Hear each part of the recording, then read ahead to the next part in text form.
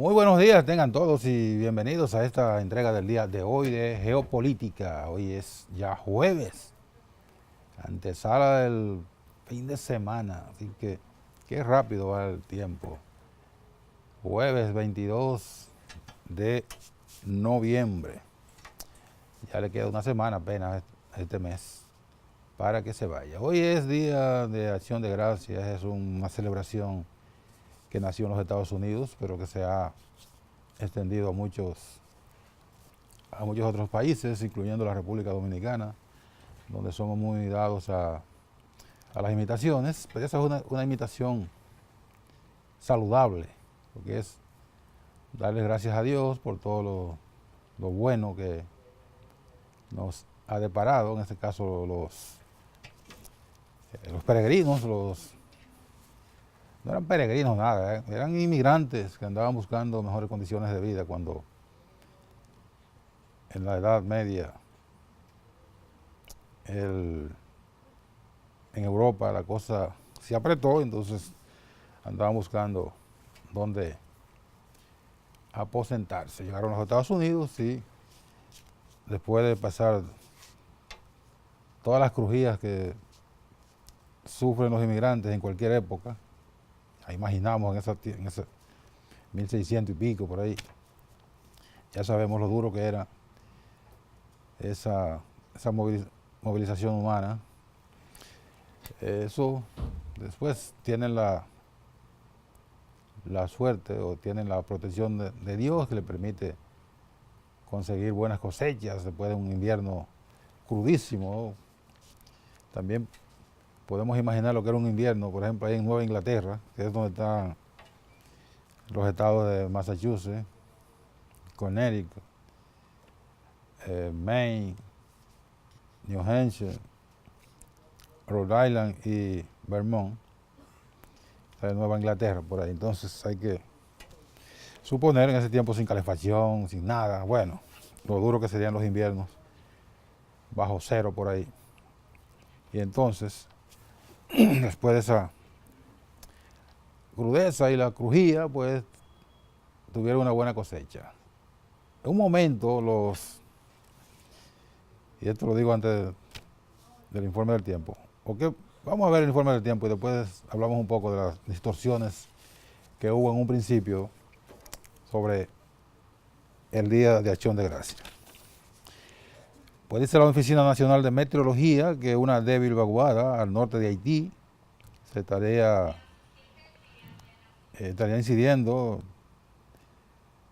para que haya un cielo con mezcla de nubes y claro durante este día. No obstante, la humedad que antecede a la vaguada podría provocar nublados dispersos con chubascos aislados en la cordillera central y en el noreste del país. En el informe de meteorología se anuncia que prevalecerán las condiciones estables con cielo de poca nubosidad y escasas precipitaciones, situación que se mantendrá por las próximas 12 a 24 horas, y ya mañana es posible que se incremente un poco la nubosidad para que se produzcan algunos chubascos ligeros, pero eso no va a tener mucha incidencia. Pues bien, en un momento los historiadores norteamericanos con la intención de resaltar el hecho del Día de Acción de Gracias y resaltar la principalía de los europeos, dijeron que la Acción de Gracias era porque los indígenas, los aborígenes, los nativos, estaban agradeciendo que los peregrinos le habían dado de comer. Y otros historiadores le dijeron, pero ven acá, ¿y cómo usted viene a tratar de documentar un asunto tan absurdo como decir que los peregrinos que venían en busca de mejores condiciones le iban a dar de comer a los indígenas que estaban asentados en su tierra, quienes tenían la tierra, la producción, los medios de producción, las condiciones apropiadas para una sobrevivencia, eran los que estaban ahí ya. Pues después fueron corrigiendo y ahora el asunto se ha establecido, que es dar gracias a Dios por la abundancia de la cosecha después del crudo invierno. Y que eso se celebra en el día de hoy en los Estados Unidos, en otros países, como decíamos, y aquí en la República Dominicana, donde hay muchos estadounidenses que viven, se celebra con mucha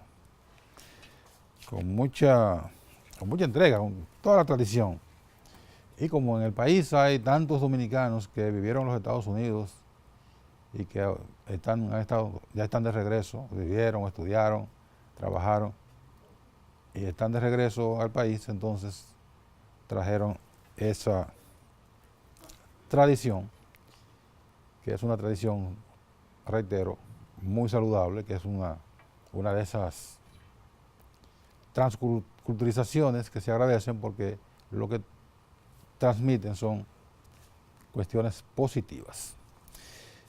La otra tradición es la de mañana, que el Viernes Negro, que ya sabemos en los últimos 3 o 4 años se ha aposentado en el comercio de la República Dominicana esa tradición de ofertas importantes, y los compradores necesitados o compulsivos se aprovechan y compran cualquier cosa. Algunos compran cosas que no necesitan. Por lo tanto, las orientaciones que se han emitido es hacia comprar cosas que realmente sean necesarias y no por comprar.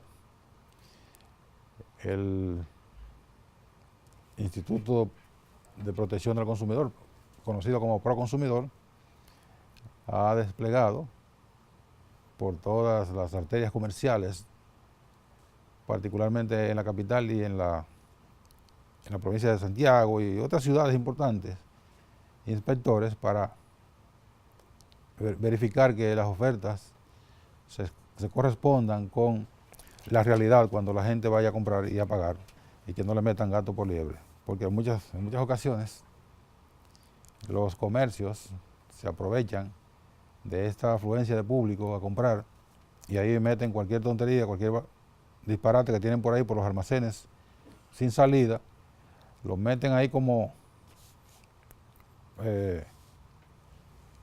productos en oferta, cuando en realidad lo que están es por salir de eso que en otras condiciones no tendría salida. Y cuando la gente llega a la casa, digamos un electrodoméstico, un artículo eléctrico, llega a la casa, lo conecta, en el mejor de los casos no enciende, y en otras ocasiones tiene un cortocircuito interior, y cuando lo conectan lo que hace es que se estalla o se incendia. Y cuando la gente el comprador va a reclamar, le dice, no, pero mire, es que los efectos eléctricos no tienen devolución. Y ahí la persona pierde su dinero. Entonces estos inspectores van a verificar que no solo la oferta se corresponda en términos de precio, sino que la calidad del producto sea en correspondencia con lo que se está ofertando. Otra cosa, una coletilla que le ponen a los anuncios básicamente de periódicos: oferta válida hasta agotar existencia. Cuando usted llega, no, mira, ya se terminaron, habían tantos efectos, o ni siquiera le dicen la cantidad que tenían disponible, sino se agotaron. Y cuando tú reclamas, dice, no, pero usted vio en el anuncio que decía hasta agotar existencia. ¿Y quién domina la existencia? El dueño del negocio. vende 5 y ya se agotaron. Esa era la existencia que tenía. Pero tiene la tienda llena con 200 personas. Entonces la persona ya está ahí, hace un berrinche, se incomoda, pero compra otra cosa. Entonces eso es publicidad engañosa, que en los Estados Unidos da lugar a sometimientos y sanciones de la Comisión de Asuntos del Consumidor, que aquí su par aquí es pro consumidor, pero en Estados Unidos sí de verdad tiene consecuencias muy graves para los comercios que hacen publicidad engañosa. Últimamente aquí, también pro consumidor ha ido tomando medidas severas contra estos engaños de publicidad para atraer público y ocurre que el comercio no tiene disponibilidad de lo que está ofertando, sino que está atrayendo un público que después termina comprando otra cosa. Esa es una oferta gancho para que la gente vaya al establecimiento. Entonces el pro consumidor va a estar verificando que usted promocionó televisores a bajo precio, a un precio reducido, en oferta. No importa que usted diga que en el anuncio que es hasta agotar existencia. No, señor. El que está ahí para comprar el televisor, usted se lo va a vender o va a tener sanciones de pro consumidor. Como dijo la directora, de ahí en una información da la advertencia de que podrían hacer sanciones de varios salarios mínimos hasta 500 salarios mínimos. 500 salarios mínimos es mucho dinero. Entonces los comercios han ido tomando conciencia de que no pueden engañar a los consumidores bajo la falsa premisa de que la persona no va a ir a reclamar. Ya la gente tiene la conciencia bien clara, el consumidor, de hacia dónde ir a reclamar sus derechos. Y eso es muy bueno que haya ocurrido en este país, donde generalmente el consumidor es tratado como la parte sur de una vaca que camina hacia el norte. Entonces ya eso no es posible sin consecuencias. Así que disfrute mañana que vaya a comprar su Viernes Negro, compre todo lo que sus posibilidades le permitan, pero sobre todo lo que necesite. No por comprar y por estar en la vanidad de que se aprovechó del Viernes Negro y compró cosas que no va a utilizar. Esa es una tontería, es una mala práctica del dominicano que también ha ido haciendo conciencia de comprar solo lo que necesita. Y que también otra tradición de los Estados Unidos que es saludable, tanto para los consumidores, pero también para los comerciantes, que tienen dos épocas importantes ahora de tener ventas significativas, tan seguidas como mañana y durante toda la semana, después del llamado Viernes Negro, y luego viene la Navidad, que es donde en verdad hacen su agosto en diciembre. Así que esas dos tradiciones muy importantes para los dominicanos. Vamos entonces a otra información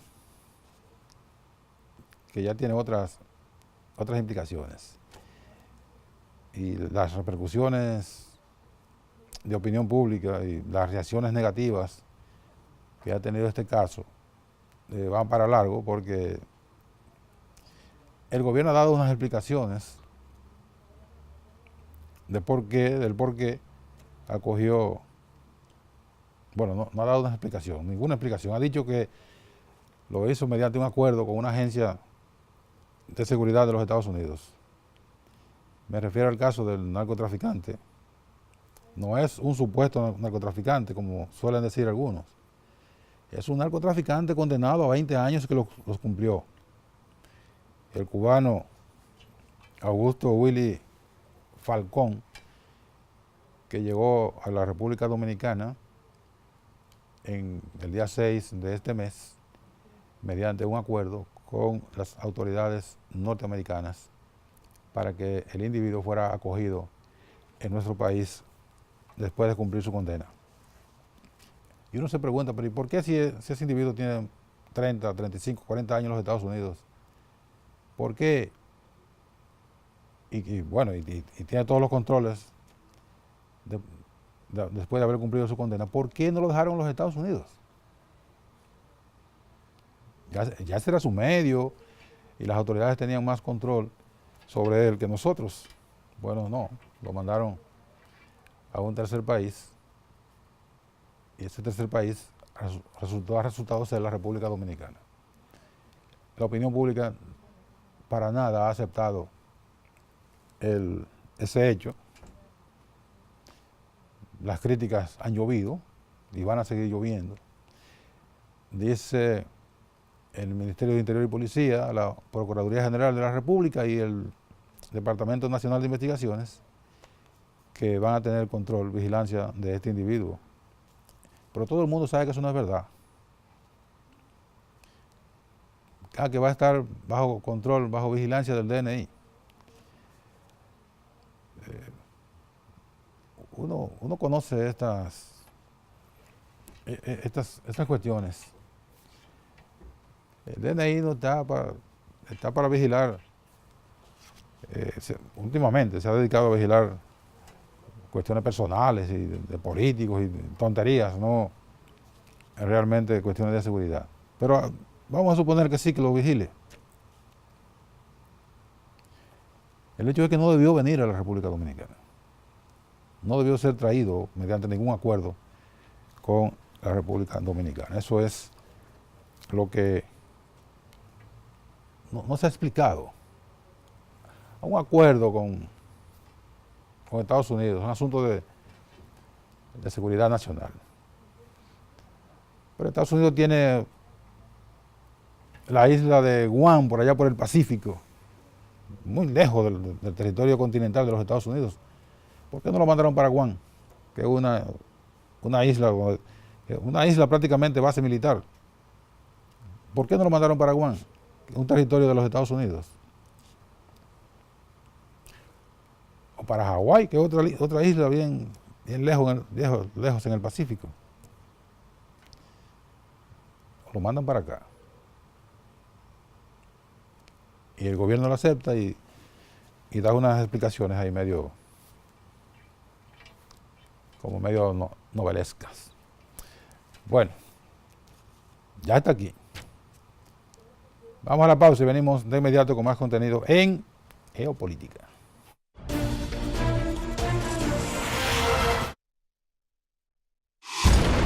EN Televisión, lo que tienes que ver.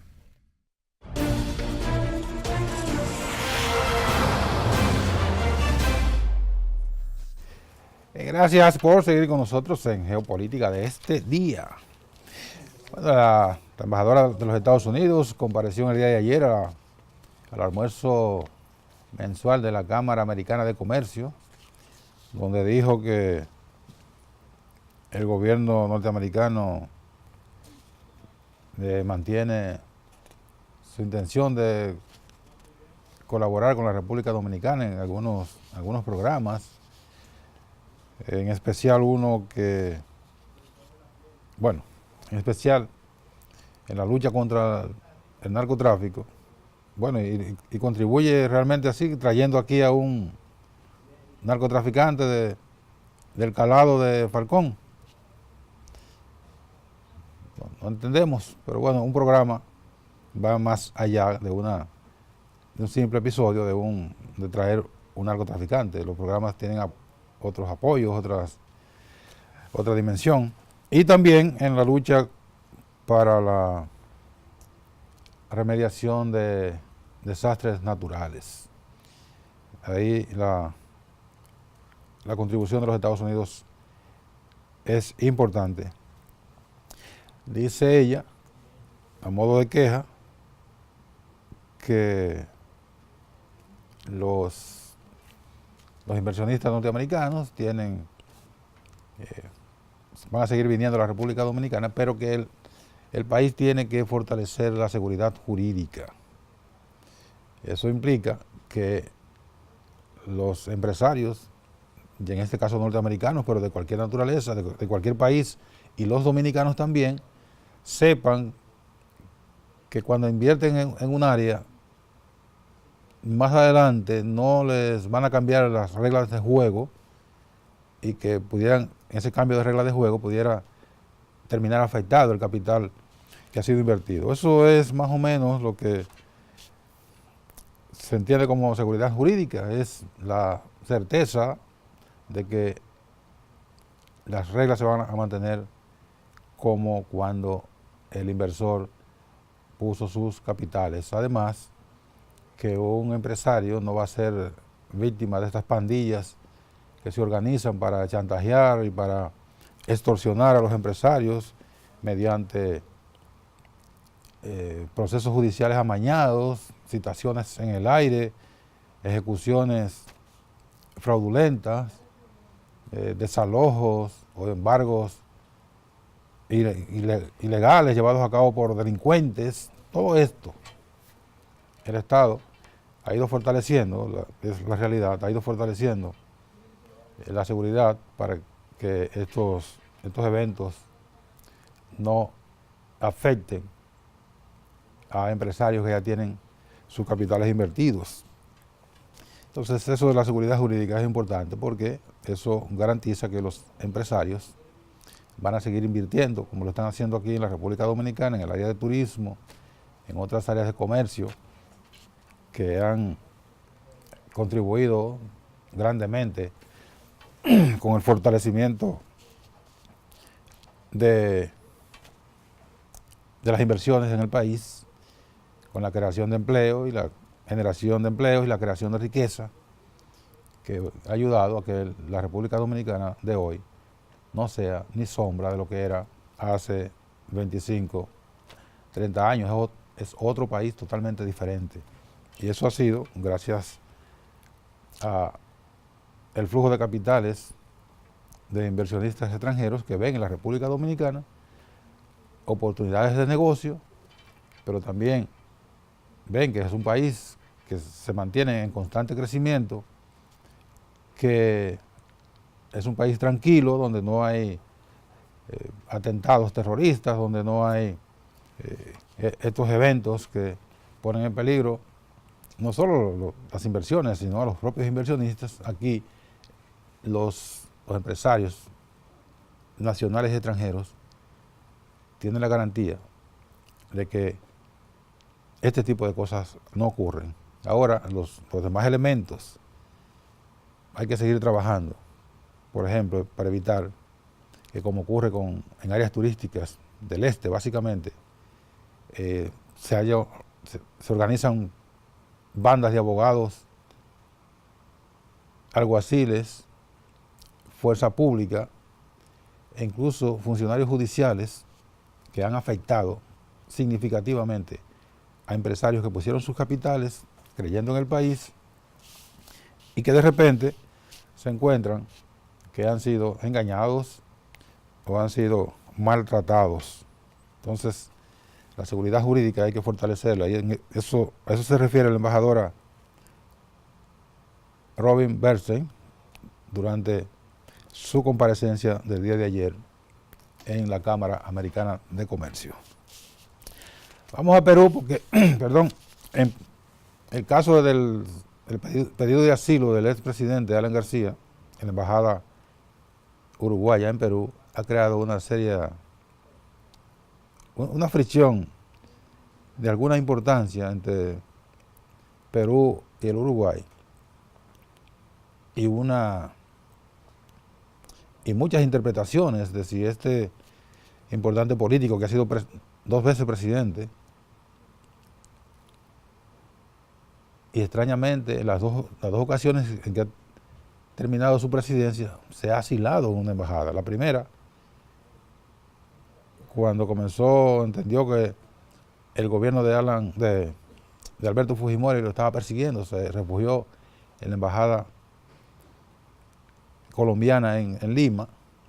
Colombia le concedió asilo político, duró 10 años en Colombia y luego regresó para ganar las elecciones y convertirse nuevamente en presidente. Ahora alega que también lo están persiguiendo, que mala suerte tiene el presidente Alan García por el caso Odebrecht, y se refugió en la embajada uruguaya en el Perú, y Uruguay está estudiando el tema.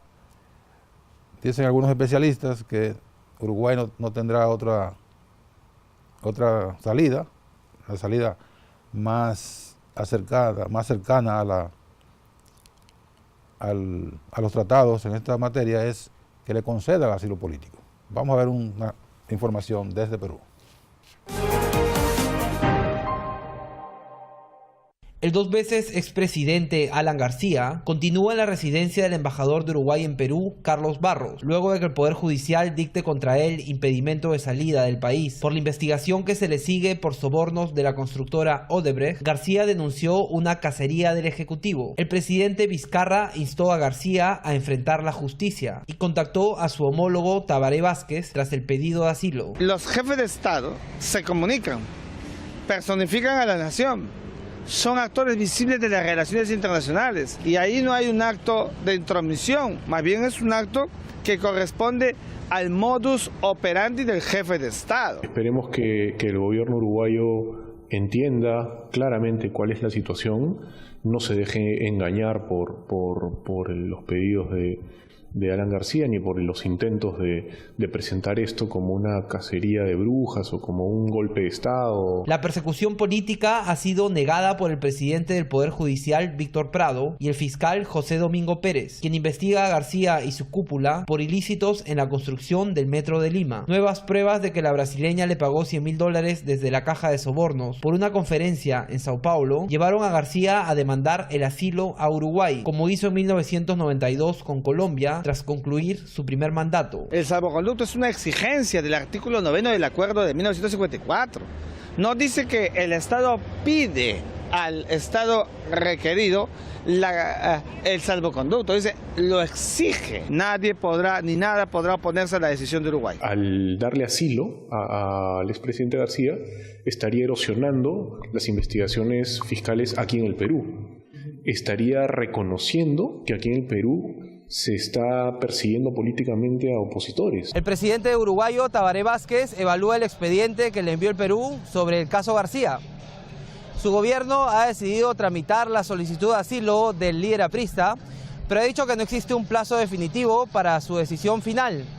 De amparar a García, Uruguay crearía un precedente para que otros expresidentes implicados en el caso Lavallato, como Kuczynski o Toledo, recurran a la estrategia del asilo. Rudy Jordán, Hispan TV, Lima. Bueno, ya lo último es una conclusión, una inferencia del periodista. No necesariamente así, porque, por ejemplo, Toledo, el expresidente Toledo vive en los Estados Unidos y no ha pedido asilo, porque Estados Unidos no concede asilo de esa naturaleza, y tampoco ha habido ningún apresto de las autoridades norteamericanas para detenerlo y regresarlo al Perú. O sea que es una especulación que hace el periodista amparado en esa licencia que tenemos nosotros para especular y sacar conclusiones que no necesariamente se corresponden con la realidad. Vamos a la pausa y venimos con más contenido en geopolítica.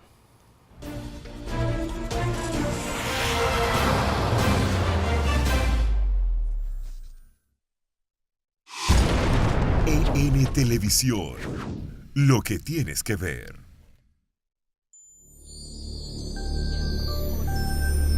NTN Televisión.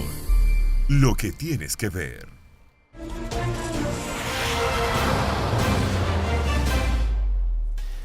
Seguimos en geopolítica ahí en los Estados Unidos. Faltaba que el presidente Donald Trump chocara con la Suprema Corte de Justicia, y ya lo hizo. Había chocado con sus funcionarios, con el Congreso, con los medios de comunicación, con empresarios. Bueno, ahora le tocó el turno al presidente de la Suprema Corte de Justicia. El presidente Trump denunció la existencia de jueces pro Obama, dando inicio a una fuerte e inhabitual polémica con el presidente de la Suprema Corte de Justicia de los Estados Unidos, John Roberts. El juez Roberts había destacado la imparcialidad de los jueces, pero el presidente dijo: lo lamento, señor presidente John Roberts, pero existen efectivamente los jueces pro Obama, dando a entender que el expresidente Obama controla la justicia. Lo mismo que dicen aquí de Leonel Fernández, por ejemplo. Y entonces acusó a algunos jueces de tomar decisiones sorprendentes contra la política anti-inmigrante que ha llevado el mandatario. Pero ocurre que Roberts es un magistrado de tendencia conservadora y fue designado por el presidente republicano George W. Bush. Trump acusó en particular a los jueces de la 9ª Jurisdicción Federal de las Cortes de Apelaciones, que incluye a California, por haber tomado decisiones que le han obligado a dejar sin efecto órdenes ejecutivas contra los inmigrantes, y que los magistrados han entendido que violan la Constitución de los Estados Unidos. Los jueces en los Estados Unidos los jueces no son polémicos, no son beligerantes, y de seguro el juez Roberts no le va a responder al presidente Donald Trump. Él seguirá chocando, pero en este caso es posible que no le respondan. Recordemos que hace unos días una corte, un juez también ordenó a la Casa Blanca reponer la credencial y el acceso al periodista de CNN acreditado en la Casa de Gobierno, que había sido impedido, había sido vetado por el presidente Donald Trump cuando tuvo un encontronazo con ese periodista. Y el juez le dijo: eso es violatorio a la libertad de expresión y a la libertad de prensa, y ni el presidente de los Estados Unidos puede incurrir en esas violaciones sin consecuencias. Así que devuélvanle la credencial al periodista afectado y le permiten el ingreso a la Casa Blanca. Ahora, la Casa Blanca trató de buscar una modalidad para evitar que ese periodista ejerciera sus funciones plenamente, y se inventó que solo iba a permitir una pregunta por reportero y que iba a ser otorgada por el propio presidente. De modo que en cualquier momento el presidente podía saltar por encima del turno pedido por el periodista Acosta y nunca preguntaría. Pero eso en los Estados Unidos no se puede hacer, como le dijo el juez que ordenó la reposición de la credencial. En Haití sigue deterioro de la situación, la agitación es permanente, la gente ha optado en Puerto Príncipe y otras ciudades con quedarse en sus casas debido a la peligrosidad de andar en las calles, como consecuencia de esta agitación que ha dado lugar a varios muertos. Se calcula en un principio en 6, pero hay otras informaciones que hablan de hasta 10 personas fallecidas. Hubo 6 muertos en un solo evento, que es el que vamos a ver.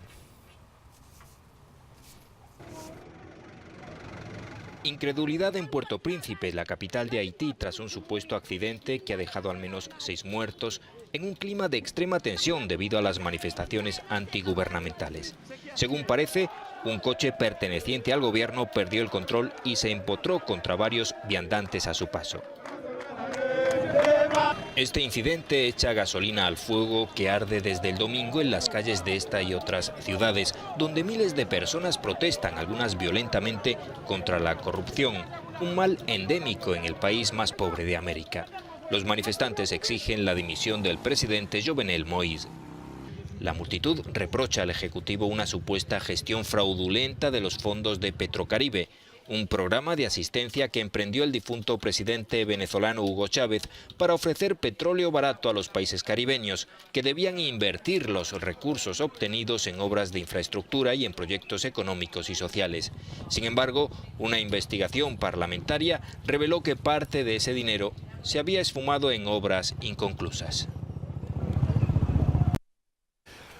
Bueno, se va a seguir deteriorándose esa situación porque el presidente Jovenel Moïse tiene una base política muy precaria, una base que se sustenta en lo que fue la organización creada por el ex presidente, el músico, ¿cómo se llama? Michel Martelly, una base muy pequeña, muy poco sólida, aunque ganó las elecciones, pero ganó las elecciones en unos manejos que el propio Tribunal Electoral, aunque reconoció el triunfo, dejó entrever que había habido algunas dificultades que pudieron haber alterado el resultado electoral. Una base precaria, una votación con una participación muy mínima de la población electoral, lo que significa que allí la base política del gobierno actual es muy frágil. Entre tanto, el gobierno dominicano ha venido reforzando eso que llamamos frontera ante la eventualidad de que se siga deteriorando la situación política y social en Haití y que eso pudiera generar una estampida mayor de la que ya es visible e innegable de ciudadanos haitianos hacia nuestro territorio. Una información muy importante porque otro tema ya para terminar es el petróleo sigue bajando. El petróleo ha seguido bajando en el mercado internacional y probablemente mañana viernes haya otra reducción significativa de los precios de los combustibles a nivel interno.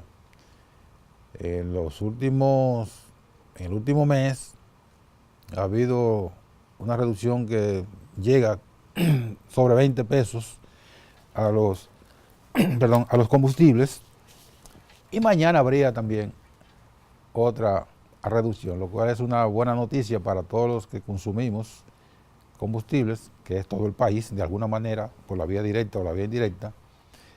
Pero esto no ha sido suficiente para que los señores del transporte reduzcan el precio de ese servicio, que lo aumentaron con el alegato de que había un incremento permanente de los precios de los combustibles. Los usuarios deberían comenzar a protestar frente a los sindicatos para reclamar la reducción de el precio del pasaje en carros públicos y autobuses. Terminamos por el día de hoy. Gracias por su atención. Mañana a las 11 de la mañana Geopolítica volverá y esperamos que ustedes estén ahí para acompañarnos. Mientras ahora los dejamos con EN Meridiano.